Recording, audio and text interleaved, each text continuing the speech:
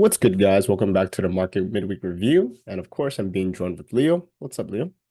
Hello, welcome back to our mid review. We're on the cusp of the higher impact news of the week, ending off Wednesday and into a very mellow Friday. Um, Hmm. some interesting things have happened since we put out our last video.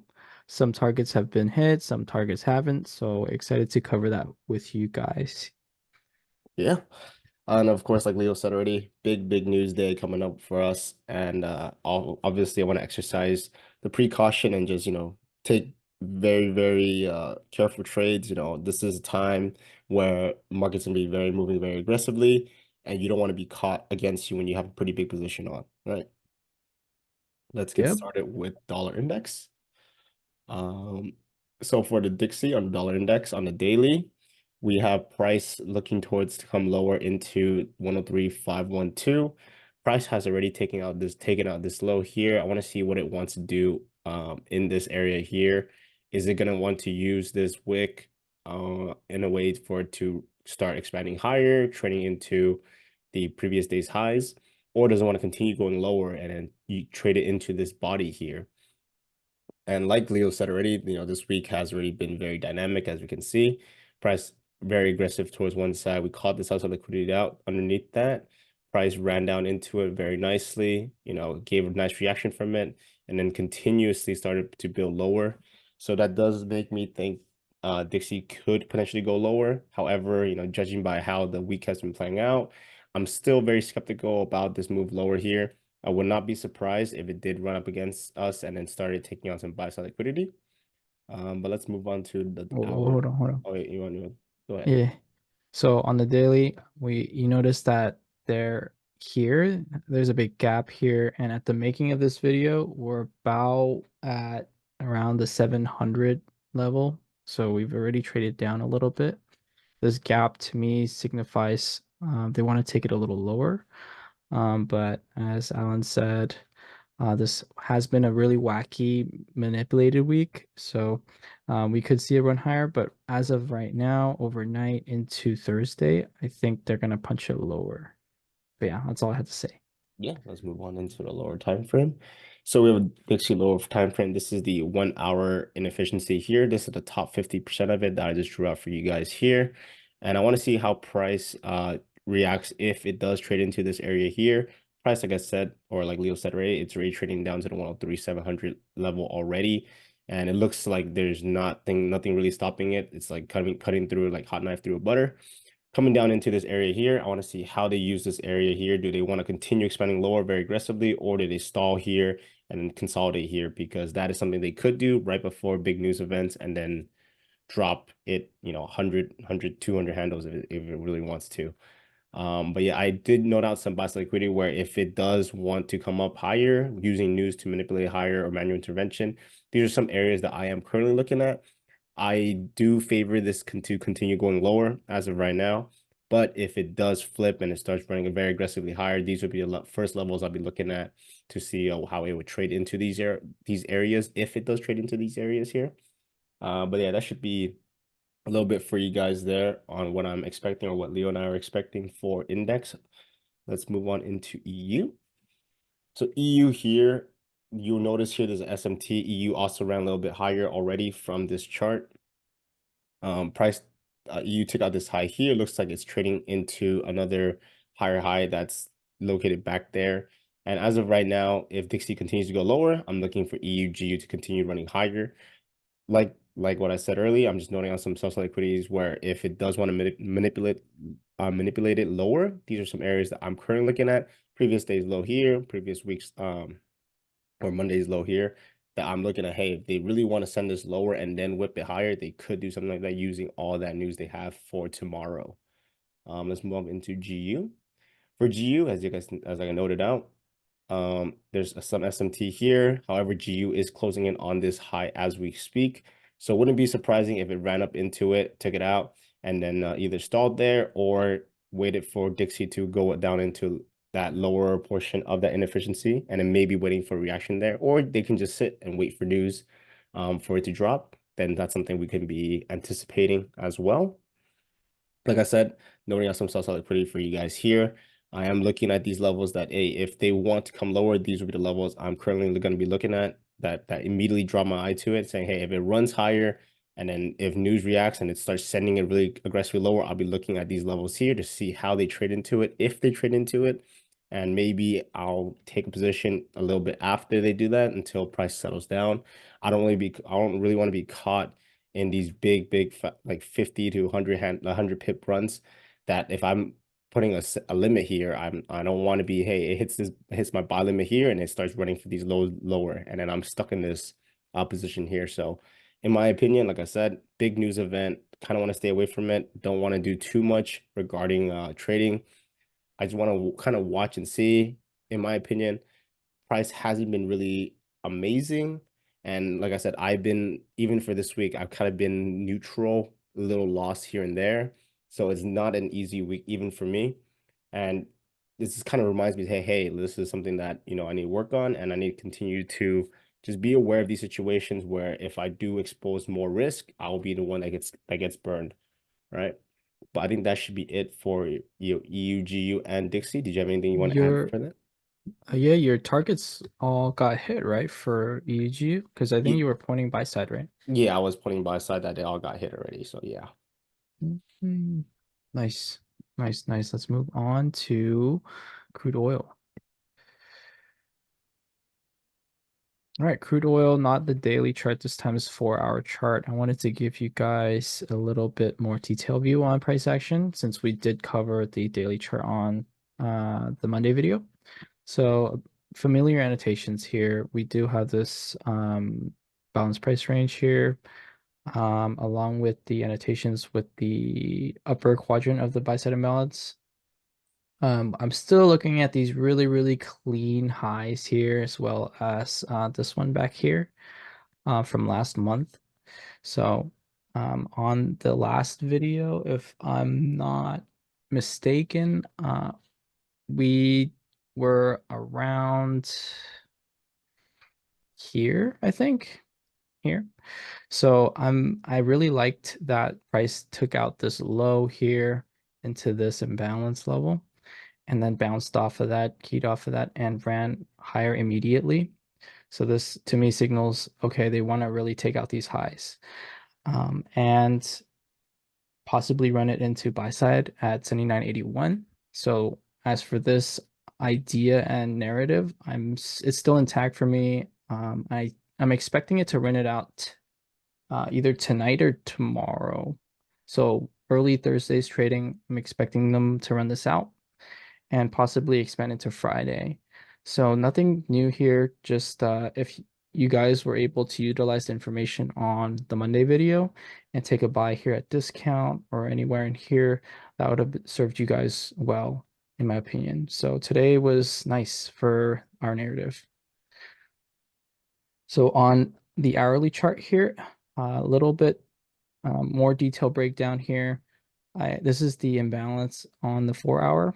On the daily, this imbalance doesn't show up, so that's one of the reasons why I use the 4-hour. On the 1 hour here, you see the bodies respecting it and then taking off here. This is a bullish order block here, and noted is this buy side I'm looking at. So in the intraday session here, this was really cool to see price move higher. And then these wicks, if you guys go down on your own charts to kind of study this, it wicks down into this area here and then just continues higher. And I like that the body stayed up here and it wasn't super, the bodies were not formed very low on the range. So it stayed high and respected the middle of this imbalance here and then continued to move higher, which I really like to see. I am paying attention to this imbalance here as well. It's not noted and just looking for that slow run up into buy side here. Nothing too much to note. I did like how they engineered a low here and they took this out and then started running higher. So this is, I have confidence here for this move. Did you have anything to add with crude oil on? No, no, no. I do also like the target of that buy side liquidity, where I do think that price can kind of easily wick into that. If it does stall, I would be a little suspicious, saying, "Hey, does it want to go lower for deeper retracement or whatnot?" But I'm expecting a nice green candle into that buy side. So, if anything, I think we just kind of have to wait and see. Practice our Mm-hmm. patience. Yeah. So, as for this, not too much else to comment. So onto E-mini S&P on the daily chart. If you guys refer back to the last video, these levels were marked, and we ran into 497.325 here. We didn't get to tag 4950.25, which is honestly a little surprising. I thought price would really, really reach down in there, possibly a little deeper, taking out this low here and then running higher. But we did get a stall here into approximately 50% of this wick as well. If you draw that out, it's a little higher, but we are now moving into pools of buy side liquidity inside this range and possibly into taking out 506650. However, given the insane amount of news tomorrow, we could see a great deal of manipulation. So this could get tagged, but I don't know if they're going to run both sides out before they do that. So it could be a little suspicious. And yeah, onto the hourly chart, we did see a sell side here taken. I did note this out for you guys on the last video. And then they made another pool of liquidity, which they took out and then took off late into today's session. This was around PM session after market close that they ran this up. Heavy manipulation on the upside. I did want you guys to note that I took the last down candle here and noted it separated into quadrants. So 25, 50, 75 here. And it tagged the upper 25% of it to the tick and then just ran after taking out all the sell side liquidity, including 4973. Again, I am very surprised that they didn't run this lower, and that could build a cause for them to run it both sides before taking out this larger pool of liquidity. And it's also suspicious because if you draw out the fib, this is at OTE essentially. And I don't know how they'll fare up here because we moved to a premium really quickly. And I am watching this level here as well as this imbalance here for price to react to. And if they just punch it right through, then okay, we're very bullish. But I am very looking sensitive to these two levels at the moment. I want to see how price moves in this daily imbalance here, which I noted out on the last video. This was the imbalance around the 13th. And yeah, I just want to see how price is working here because this kind of threw me off. I'm not going to lie. Any thoughts, Alan? No, I do also share that similar opinion on it was a very suspicious run higher.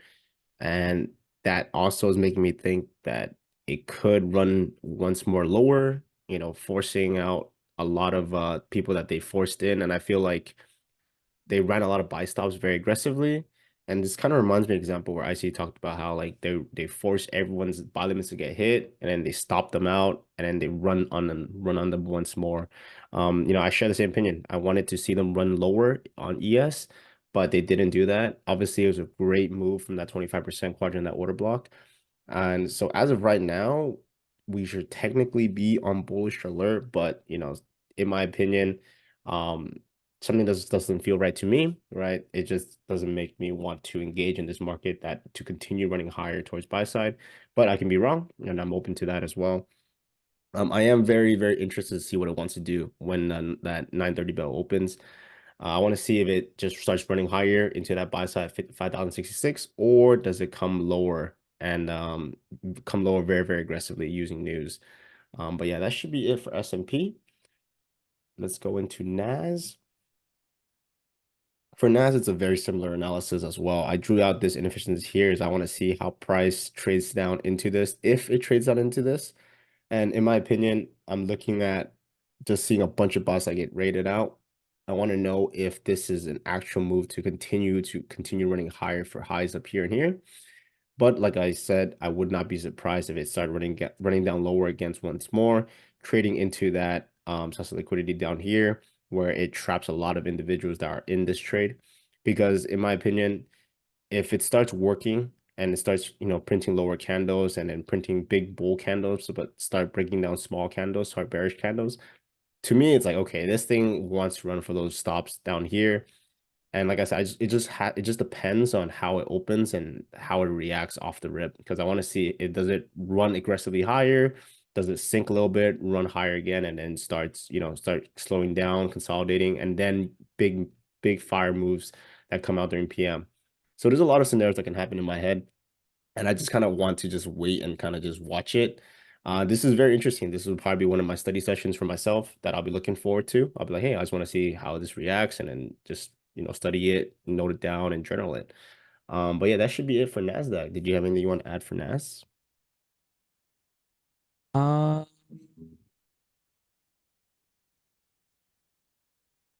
I had something, but I forgot. My All goodness. good. Oh, I was saying, it's unlikely they'll do this because it's such a high news imp drivers that are coming in, but they could do like some crazy stop hunt day where they just take out both sides of the marketplace.